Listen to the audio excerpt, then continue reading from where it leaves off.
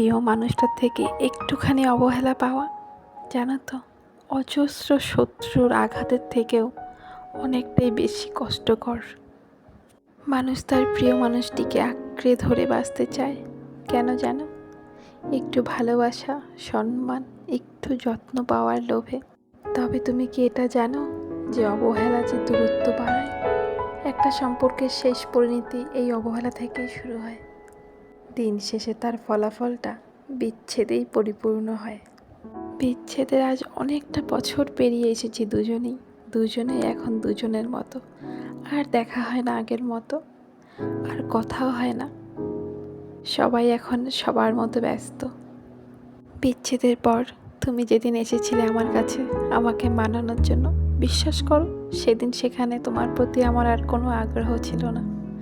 এতটাই অবহেলা করেছো যে আজ এই পরিণতি। সেই দিন তুমিও কেঁদেছিলে, আমিও কেঁদেছিলাম। তবে তোমার কান্নাটা ছিল আমাকে হারানোর ভয়। তবে আমার কান্নাটা একটু অন্যরকম ছিল। কেন কি আমার কোনো কিছু হারানোর ভয় আর ছিল না, কেন কি আমি আগের থেকেই সব কিছু হারিয়ে ফেলেছি।